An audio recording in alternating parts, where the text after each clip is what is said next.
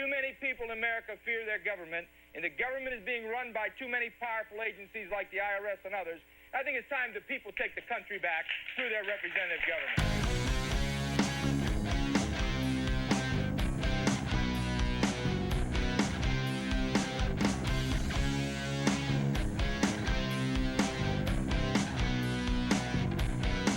Hey, Mr. Politician, living on that hill, living in that life of luxury on we the people's bill. Don't have a clue how the other half lives, and that is a shame. It's time to stop the tyranny. You keep pushing through your bills. Going for revolution,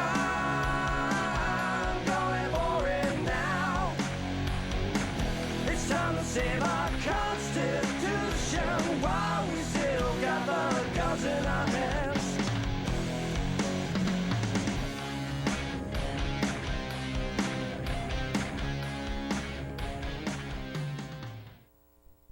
Hi, welcome to Freedom TV. I'm Renee Kimball, your host, and we've got a very good program for you today about my father's house, a very unusual shelter in the eastern part of the Portland area.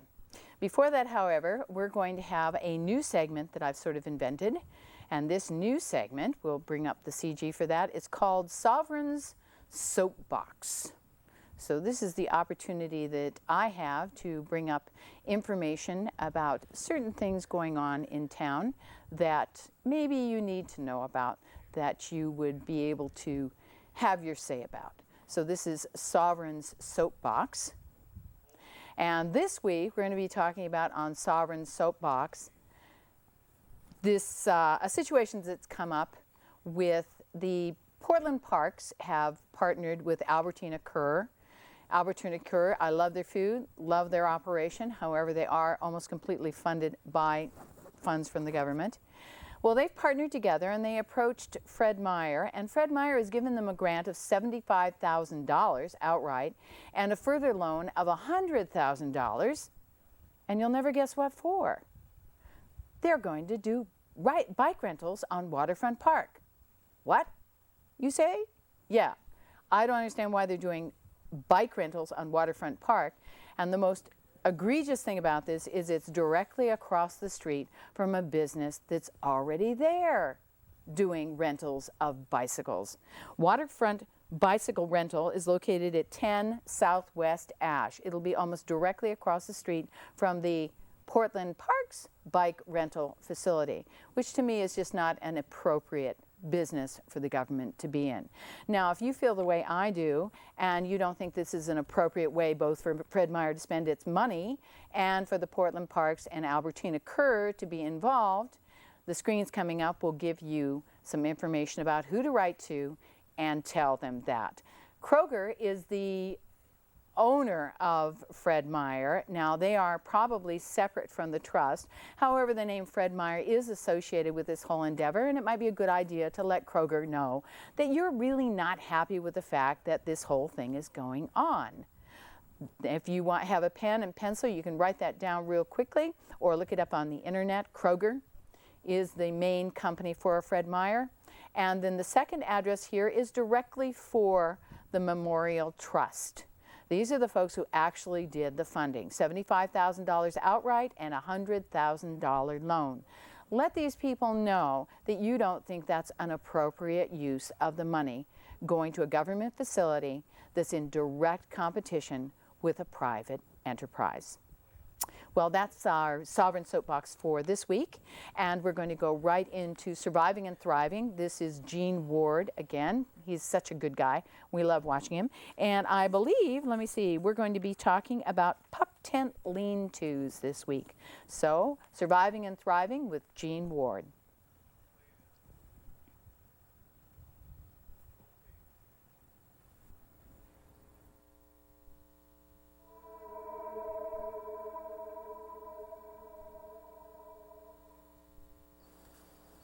First, I need to make a height adjustment and move the line up the tree to about the middle of my chest.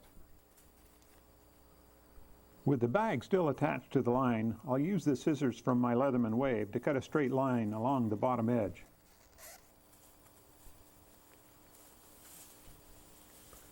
At each corner, I attach 6 inches of duct tape at a 45-degree angle, massaging it into the wet plastic sheeting and doubling it back for additional strength. Next, I'll pull the plastic down to determine the location of my stakes. By folding the tape back an inch or so, I can cut a small diamond opening just big enough for the parachute line to fit through. This will allow me to stake down each corner of the shelter fairly tight. If I decide the shelter needs more protection from the wind, I can add an additional stake to the center. This shelter required about the same amount of time as the tube tent, and it will easily withstand light to moderate wind conditions. If, however, you think that the wind is going to pose a problem, we can take care of that too.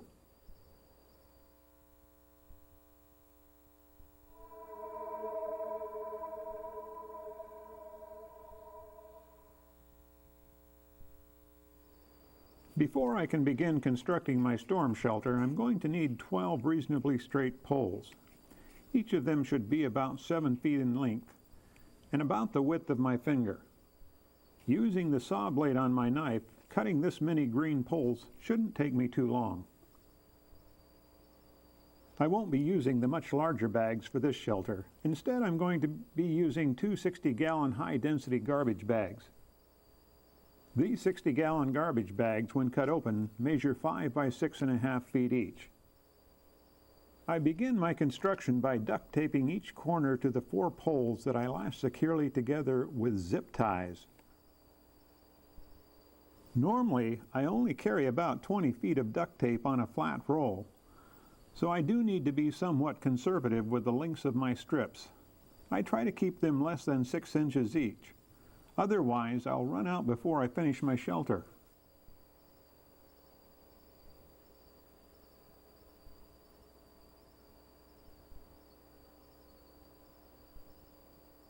By using zip ties instead of lashing the poles together with the parachute cord, I have been able to create a whole new series of survival shelters. Now I can construct strong, complex frameworks that are perhaps 10 to 20 times faster, and it's so much easier. Almost anyone can do it. I can make my shelter covering much tighter by adding 2 more poles across the center of my panels. I do this in order to keep the side poles from being pulled inward when I tape the plastic to them. The purpose of having a pole framework is to be able to stretch the plastic sheeting outward. Tight shelters are much more weather and wind resistant, and they are much quieter.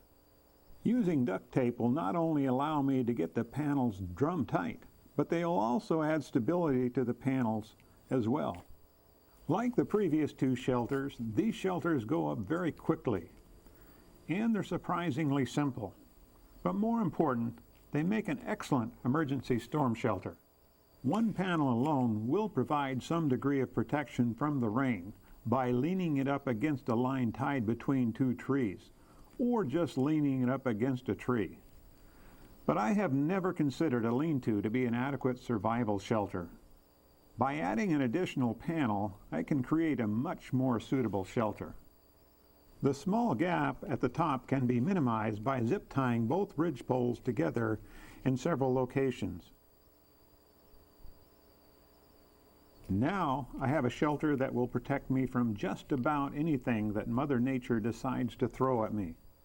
But it also has an additional feature that's virtually unheard of in survival shelters.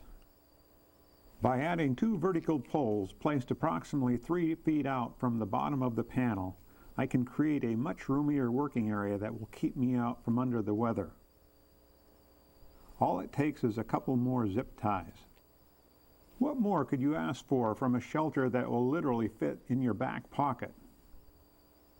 Actually, I haven't shown you the best feature of this shelter just yet.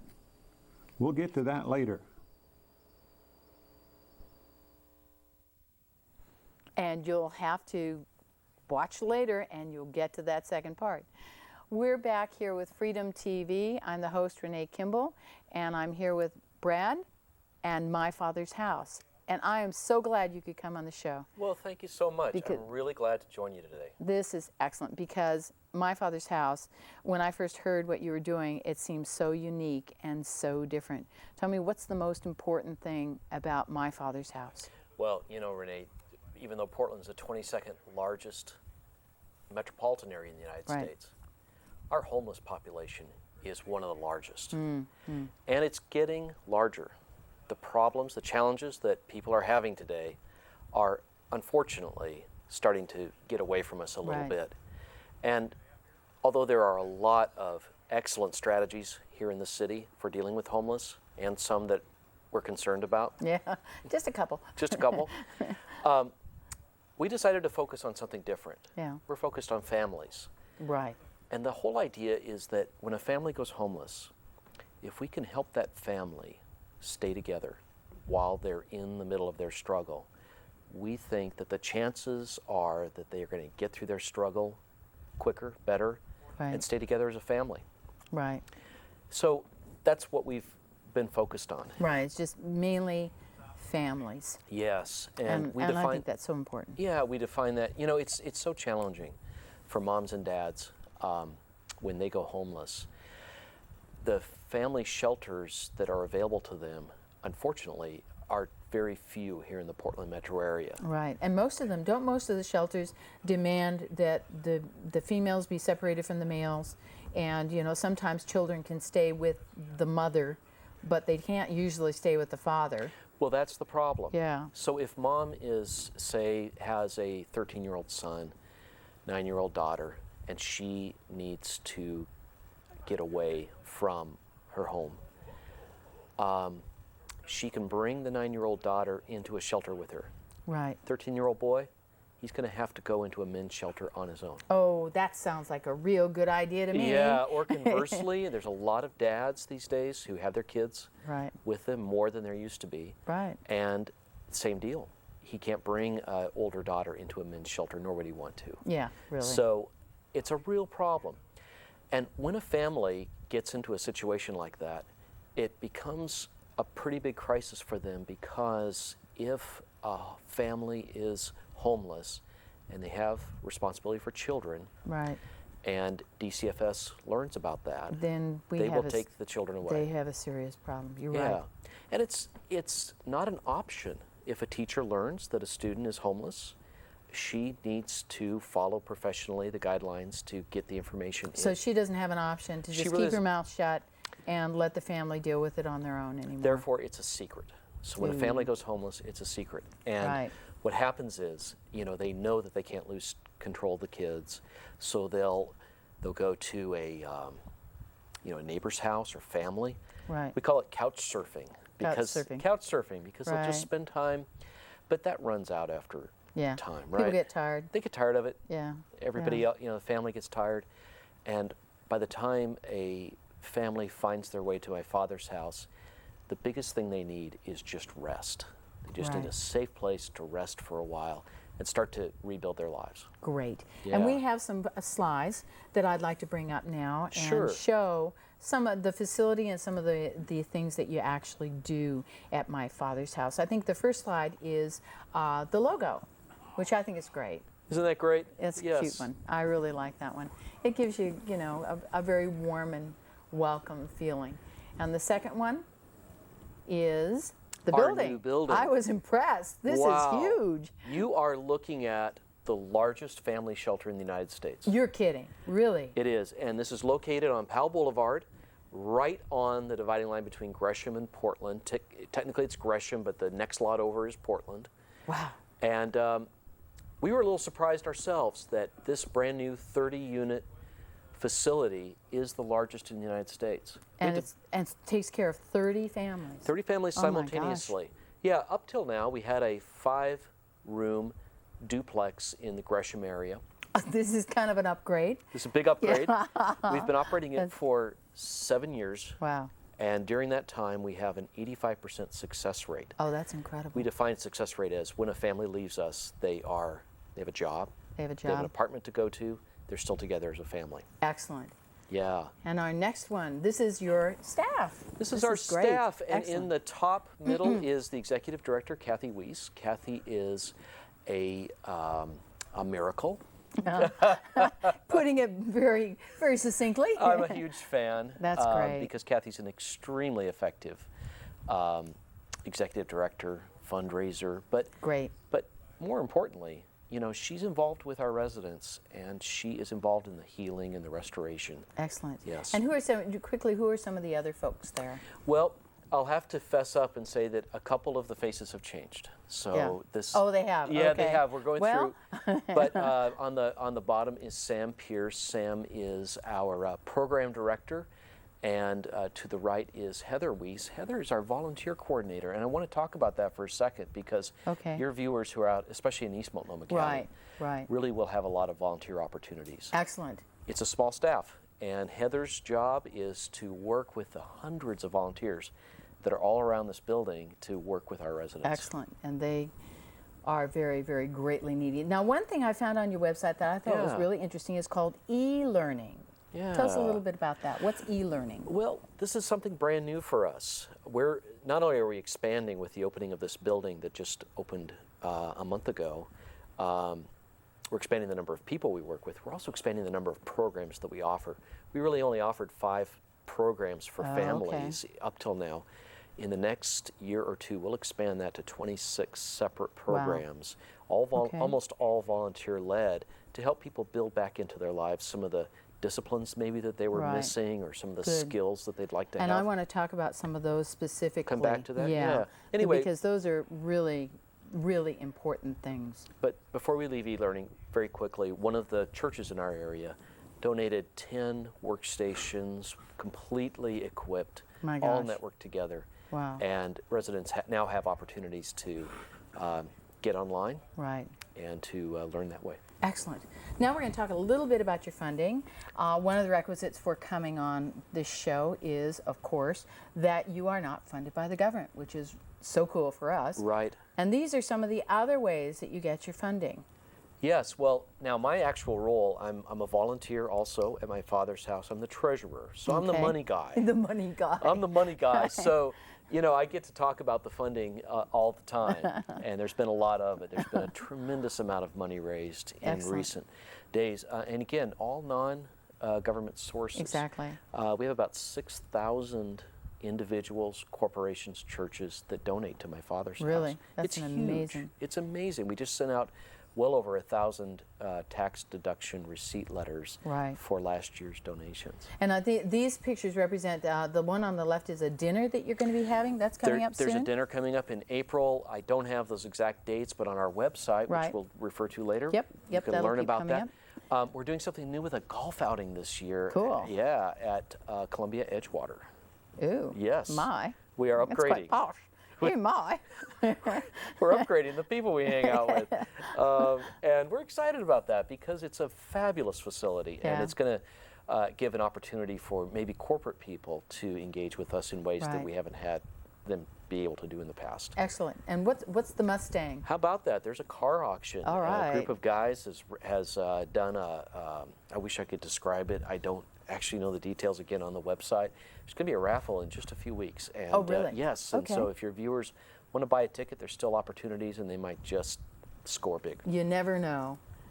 Okay, and the next one is some of the events that I noticed on the website you had, which was really interesting. I don't think I've seen any kind of charitable organization that actually has sort of a list of things you can do to help us out. Yeah, and and how to I do thought that this. was really cool. Yeah. Good. Well, yeah, we have a training both on the web and you can get some information from our volunteer coordinator on how to host an event, how to raise some money for Excellent. my father's house. That's a really clever idea. I didn't think that you know any organization had that on there. And again, there's you can have a car wash. That was the first Sure. one. Some of these are little costume parties and Yes. dinners and functions. So Sure. I thought that was really kind of a clever way of advertising the Yeah. fact that people can help you out. Yes. And that's pretty much, I think that's the last of our slides. I'm not sure. Is one more? No, that's it. That's it. So that's a little bit of a slide tour of Right. my father's house. Now, one of the things I wanted to talk to you about was when these families come, what happens? What's the situation that normally arises, and then they wind up on your doorstep, Right. and then what happens? You know, I had to look into that quite a bit myself before I got involved with my father's house. I have an image in my mind of what a homeless person is all about. Yeah. And you know, these families are not part of that image. Yeah. You know, I think drug abuse is one of the first things that people think of when they think of the homeless. But in our case, if a family is using, they will not be accepted into our program. see. Or Right. if they're using after they enter, they are. That's Right. the only condition, by the way, Right. that will cause somebody to be kicked out of the facility. Right. So they have to be alcohol and drug free. That's right. In order to come in, which makes sense. You're dealing in families. You're not dealing in a homeless shelter for men. So. Right. And you're also dealing with a large population of people who are Right. all struggling. So we Yeah. don't want introduction of any of that kind of stuff. And but it's pretty But easy. setting that aside for a second, you know, who are these people? Well, they're distressingly like people you and I know. Yeah. Yeah. You know, I was talking with a young couple the other day. They're both blue collar workers. They are from the Salem area. They Wow. lost their jobs. They came up to Portland thinking they might have some more opportunity. Haven't found that opportunity. Have a newborn, and they've been sleeping in their car with a new baby. Yeah. Ooh, that's Now, tough. you know, your heart just goes out to a young couple like that, and you think, if we can give them a place to rest for 4 months to be safe, Right. for their baby to be safe while they get connected to jobs, then we can help a family like that out. Right. So this Yeah. is my father's house is kind of a respite stop for people. What's the average stay of someone About who 4 comes? months. About 4 months. Yeah, really. and that's Cool. actually one of the number one reasons why we don't accept government funding. With government funding, depending on which program we're talking about, it could be 90 days, it could be 30 days. And Really? and that's just not enough No, for a family 30 days. to. Right. That's 4 weeks. Oh, come on. Yeah, come on. Who's going to get their life together? I can't even, yeah, right. Okay. I can't even get myself programmed to stop eating one food in 4 weeks. Well, These people are expecting, get your life together in 4 weeks. exactly. Yeah. Well, you know, a 30-day program is going to maybe have a different objective than ours Yeah, is. yeah. Our objective is, you know, certainly to help out in a crisis situation, but more than that, it's to help families rebuild. Right. Now, I wish I could tell you that we were serving all the families that we could, but the truth is that even with a 30-unit facility, my father's house turned away about 200 families last month. Wow. Yeah. And I want to talk a little bit more about that when we come back. We're going to take a short break right now, and we're going to have a little bit of a roll-in for you. This was Medical Teams International was on the show a little while ago, and they brought DVDs and gave those to me, and I want to reintroduce you to Medical Teams International. So this one is called, let me just see if I can get the name of this one. It's called Great Adventure. They gave us 2 roll-ins, but I think you'll find this really interesting. An incredible group doing incredible work. This is Medical Teams International and Great Adventure.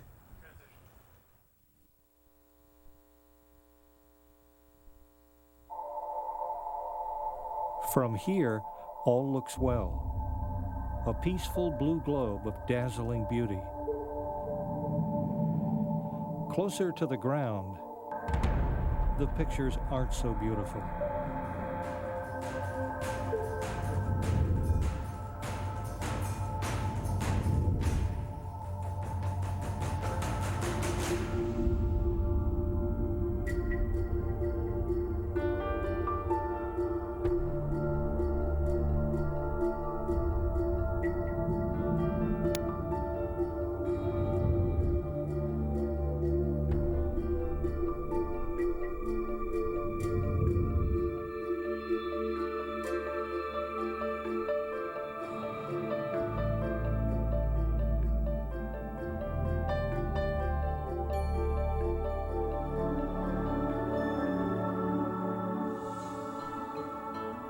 Since 1979, Medical Teams International has been proving that the power of one person doing the right thing for the right reason and at the right time is the most powerful influence in the world.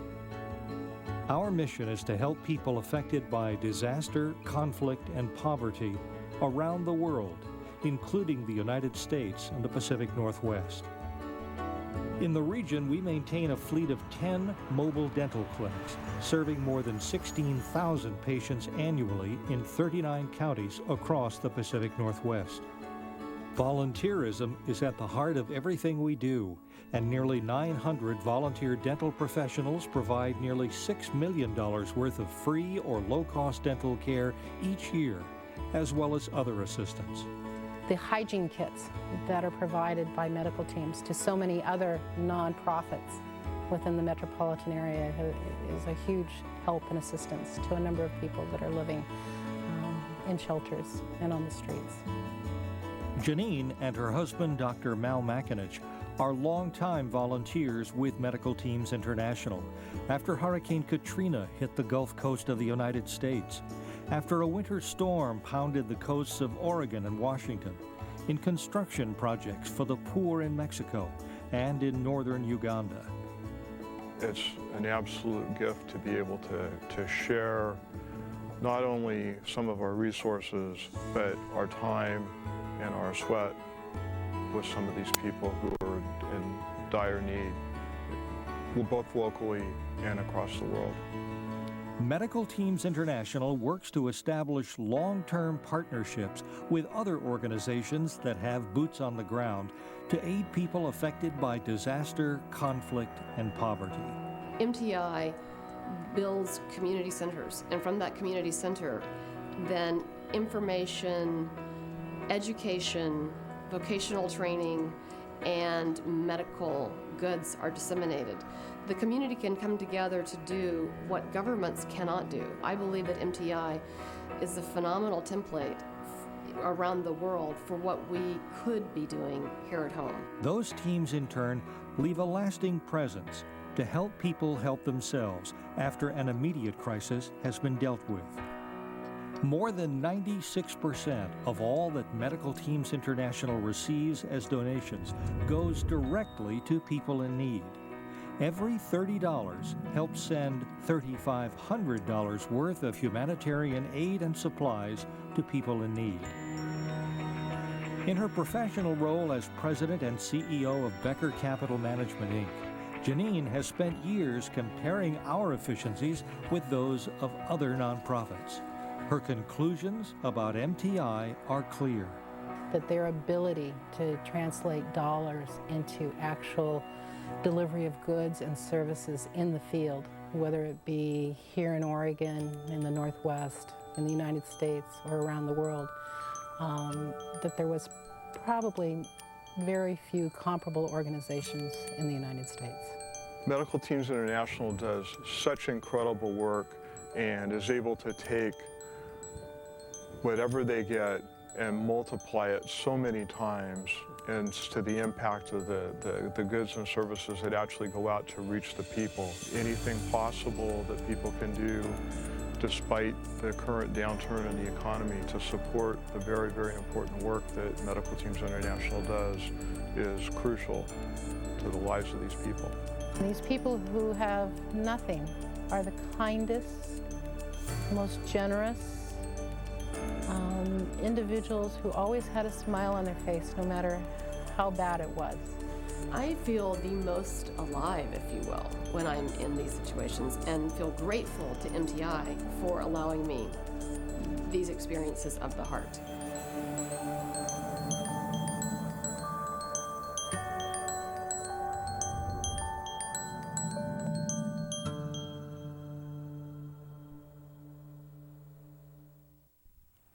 Hi, welcome back. We're with Brad Ketch and My Father's House. And you were telling us that you turn away over 200 families a month. That's right. You know, we learned that out of there's about 1,700 organizations in the United States that work with the homeless. That are 1,700, that's yes, it? Well, that are nonprofit 501c3 that provide shelter. Oh, okay. So governments. But still, that's not. It's really not that many. You know. Some are huge, but many are quite small. And of those, probably 80% to 85% are focused on specific programs that are not related to families. They might be a teen shelter, they might be a drug and alcohol rehabilitation Right. shelter, they might be for men or for women. Right. So when you look at just the beds that are built for families, it's in the 10 to 15% range. Wow. But 25% of the homeless are intact families across the Really? United States. Yeah. I didn't realize it was that So there's high. a big gap between Wow. the number of people that are on the street and the amount of resources that are being devoted to them. And that's why we felt it was so important to build this Absolutely. large building. Up till now, we had just 5 units. We've 5 now, units. Yeah, How many we've- people can you stick in 5 well, units? You know, like, it's whatever the family is, but you know, Yeah. it's usually 3 or 4 people. yeah. And so we were packed in there, just one half of a duplex in Gresham. But now with this new building, we're able to serve 30 families simultaneously. So it's a 6-fold increase Wow. in the scope of what my father's house is doing. Excellent. Now, if I sort of walk you through the process. Yeah, walk us through, like, a family comes in, what happens? Well, there's an intake interview, and the staff is you know, we'd like to take everybody, but the staff has some things that they're looking for in a family to determine who really needs the most help. They all do, but who might stand to benefit the most from the programs that we offer. And if they're accepted and there's a room available, they're in that day. Now, Really? we just had a small group, a church group, come to cook dinner to do family night. Excellent. And you know, this group of 12 people were, you know, putting on this event, and that happened to be the night that a mom and her 3 young sons were coming to move in, and they come walking up to the 2nd floor kitchen, and they have their backpacks, and the group says, "Hey, welcome to my father's house. Look, some of us will go downstairs and we'll help move you in." And she said, "Well, this is all that we have." Whoa. And the looks on the people's faces were like, "Wow, this just came home to us. What kind of situation this mom and her kids are in." Right. That's it. That's That's all it. she's got. Here we have That's it. my home, and it's in a little pack. It's in a little pack. Yeah. Now, the good news is, we receive donations from community groups, from corporations, all the time.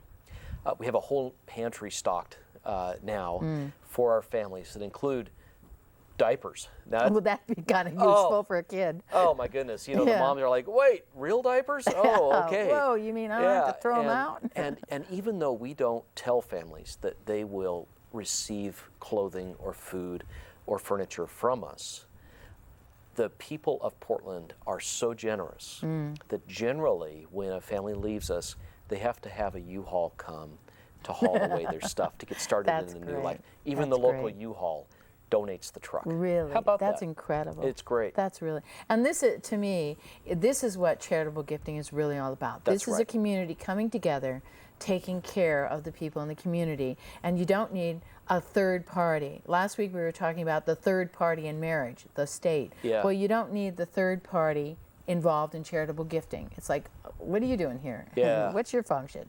Well, you're not helping out here. Well, you know, for our operating budget, which is small because we rely on volunteers, we receive an average donation of, you know, $15. And a lot Wow. of people will charge it to their credit card or put it on a debit card so that it just automatically comes into our bank Right. account. So And most of your donations are fairly very small yeah, amounts. well, with right. 1,000 tax receipts that we write every year, Yeah. you realize that there's no one person who's sharing, you know, who's shouldering the big burden. Right. Now, in building a building, we just, you know, raised and spent about $3.4 million. Really? Yeah. There was no single gift that was larger than $150,000. Oh, Yeah, really? most of them were 1,000 here and 500 there, Right. from individuals, maybe from a corporation. A couple of foundations, non-governmental foundations gave, but in general, a lot of small, and that's Yeah. great. And that makes people feel like they're partnering with you Yes. and solving a problem. Really It isn't connected. like, oh, well, here, I'll give you my little $5, and then, Yeah. of course, we'll have, you know, the big corporation come in and give you, you know, half Sure. a million. Sure. But this way, people feel like they're partnering with it. Now tell us a little bit about the facility. What does the facility look like, and Right. how are people housed in this, and what happens when they're in the house? What Yeah. happens then? Well, you've never seen anything like this because, as I said, a facility that's devoted to families is somewhat rare in the U.S., and this is the largest. It's 3 stories. All of the residents are on the 2nd floor and the 3rd floor, and both are identical. There's 15 apartments on each floor. The 1st floor is devoted to the e-learning center, to a chapel, to childcare. And this, by the way, this is one of the neat things. There's a Right. secure nursery, there's an after-school location, and an outdoor play area. Wow.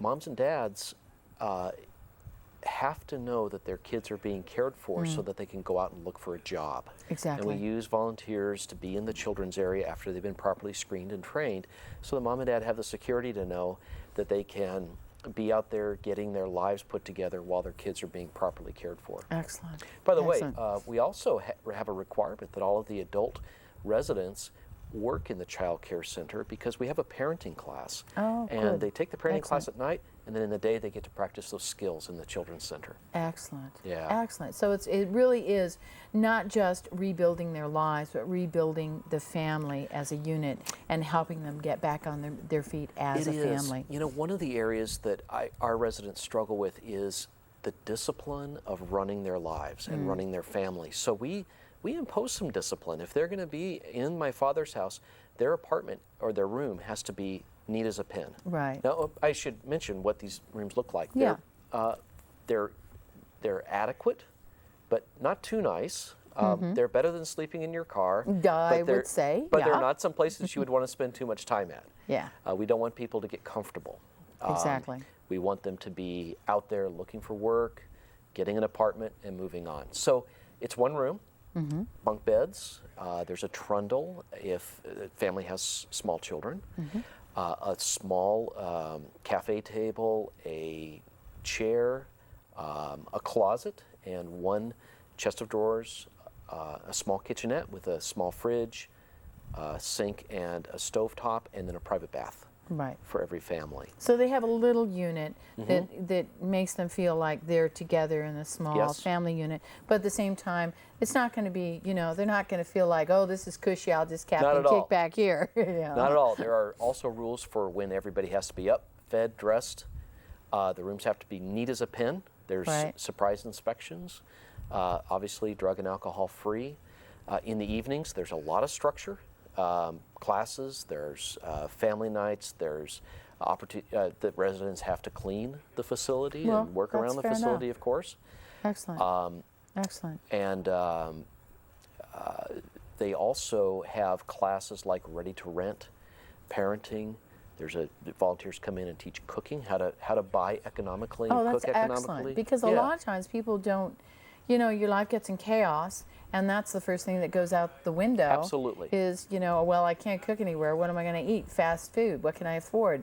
McDonald's. Sure. Oh, okay, this is not exactly a good meal. No. So, you have to kind of get back in the program Yeah. of learning how to cook and what to cook and Yep. economically Yep. how to cook. That's really amazing. And then although we do not impose any religious requirements on our residents, there's also opportunities for people who want to start to explore the spiritual side of. Excellent. And I think a lot of our residents kind of say, there might be a lot wrong with my life that I Yeah. ended up here. And so I think they're very open to suggestions and to ideas and to structure that maybe they hadn't had before. So we find that people really appreciate that a staff and a group of volunteers want to put into their lives Right. and help them stay together as a family. And also seeing a group of people who obviously care about them. Yeah. That they're not being shoved aside and pushed under, sort of being ignored and pretend like they're not there. That there is a group of people who actually care for them.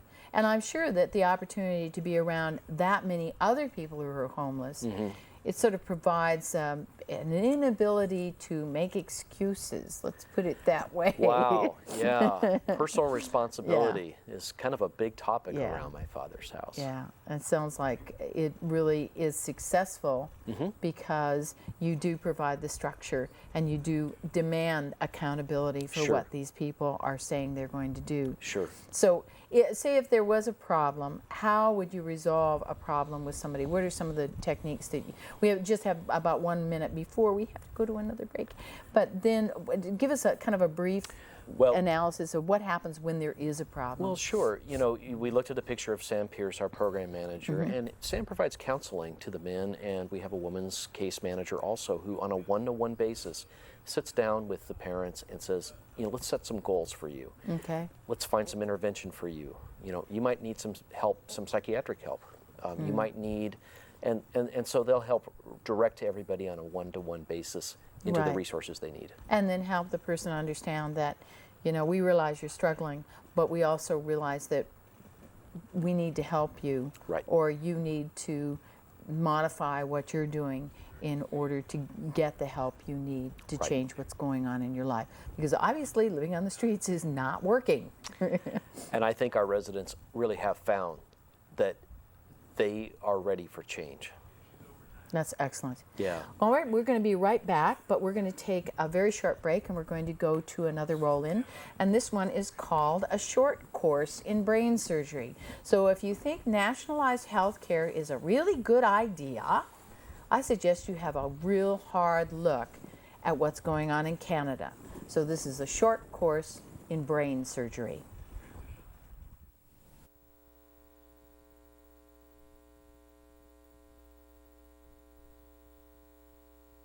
The Canadian province of Ontario has a population of more than 12.5 million. People there can spend their money on all the best things in life: food, wine, cars, homes, everything, except their own bodies. That's because private health care is outlawed in Ontario.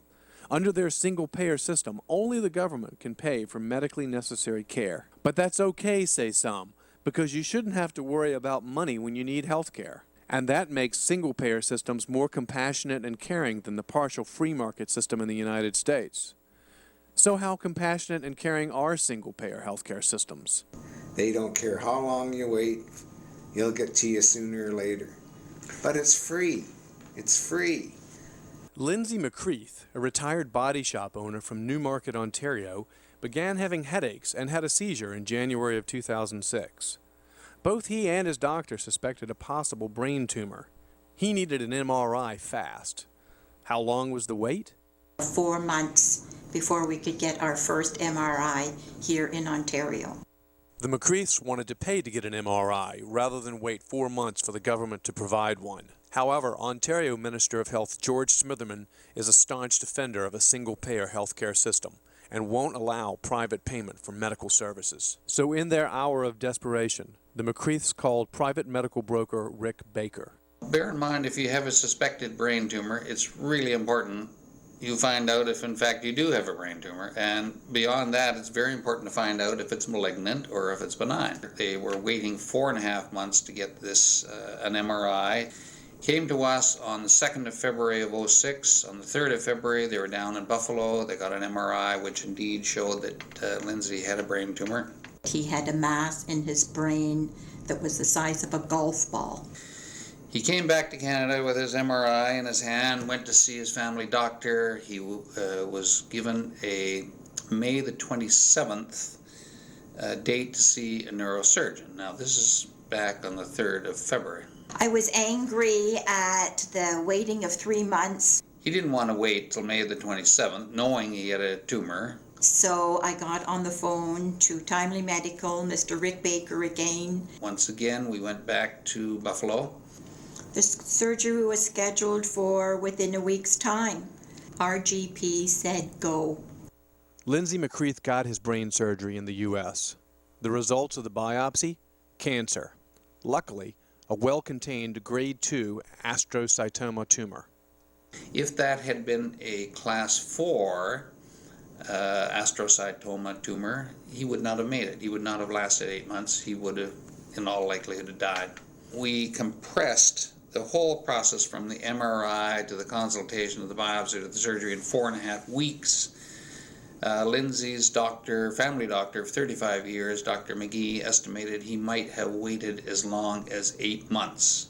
My father passed away a few months before this happened, so we happened to have the money there. But if we hadn't, I would have put a mortgage on a home to go for the surgery across the border rather than wait 6-8 months, which is ridiculous when your life is threatened. You're desperate. You don't know where to turn. You need help and you can't find it anywhere. He found help for us. Mr. McCreath wants to get his money back. It cost him $28,000. He made an application to the government. He was turned down flat. They said, no, we can't give you your money back. You didn't ask us for permission to leave the country to have your surgery. He knew that the permission process often takes as long as getting the surgery in Canada to begin with, which has been estimated at 8 months. We're going to make an appeal and then an appeal of the appeal. We are putting the government of Ontario on notice that if they do not look favorably on Mr. McCreath's application for a repayment of his $28,000, we are going to take this as far as we have to get justice for our client, even if it means a Supreme Court lawsuit. In 2005, physician Jacques Chauly and patient George Zeliotis challenged Quebec's ban on private health insurance. Their lawsuit went all the way to the Canadian Supreme Court, and they won. Mr. Baker's lawsuit against Ontario on behalf of the McCreaths may also fare well in the courts. Isn't it ironic that while the Canadian government's monopoly on health care is slowly crumbling in the face of widespread suffering, liberal Democrats in the U.S. are pushing to adopt a system much like the one that has failed so miserably in Canada? Now, I understand that there is a movement afoot in the U.S. by certain circles to try and duplicate the Canadian system in the U.S., trying to adopt a single-payer system in the U.S. Then where will I send my clients? I'll have nowhere to send my clients. Your hospitals will be backed up. You people will be waiting 2 and 3 years for surgeries. I'll have nowhere to send Canadians.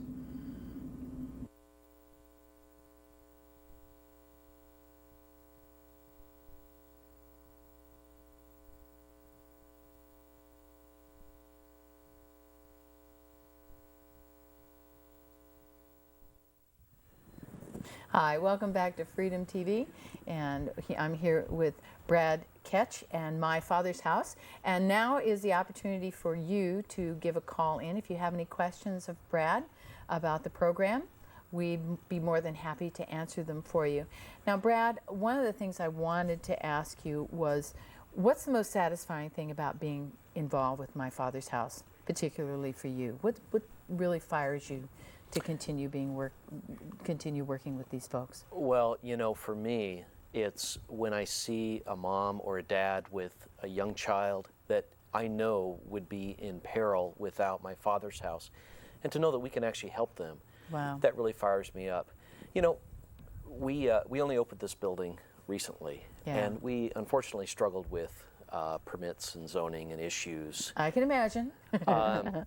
That's a separate topic, but we certainly opened later than we wanted to. And during that time that we were waiting, we had a call from a mother who had her 9-year-old daughter and 10-year-old son. Wow. And she was homeless and had found a motel downtown that had an old place that just had a single bathroom and then, you know, motel rooms down the corridor. Right. And she was calling us every day to try to get into My Father's House because she needed the safety of that. And we were not allowed. You know, we just weren't ready to accept her. And one night she called. While she was waiting to come into our facility, at night her 9-year-old daughter had gotten up in the middle of the night to go to the bathroom to, you know, about 2 o'clock in the morning, even though she'd been told by mom not to.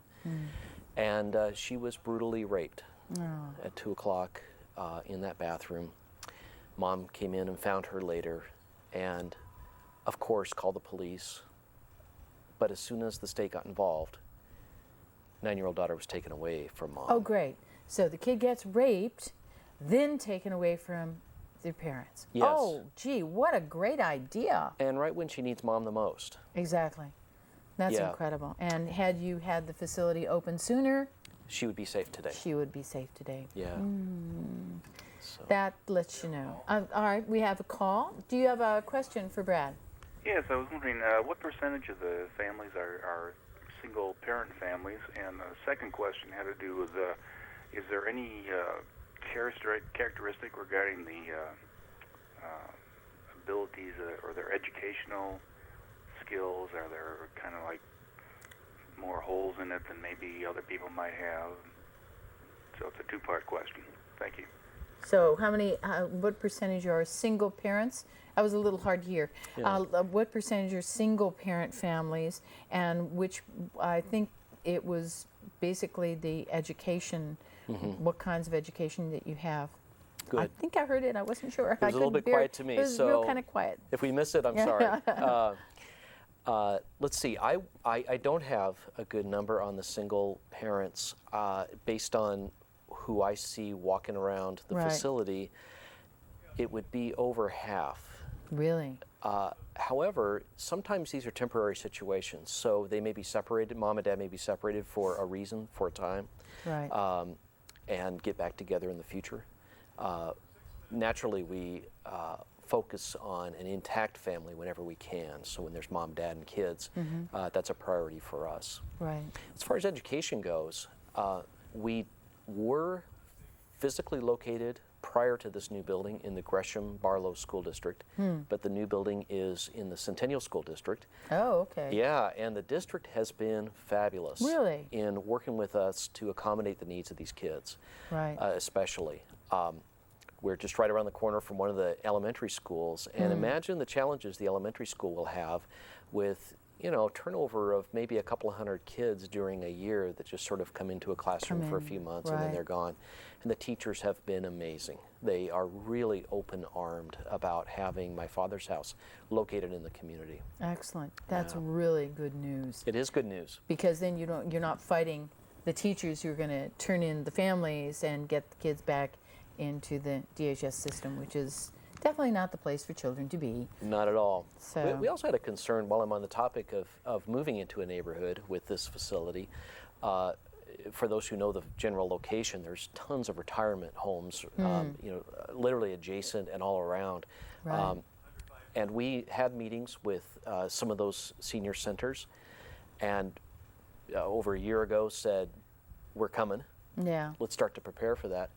And the number one question that we got was, how can we help? Oh, really? Yeah. That's incredible. That's really fascinating.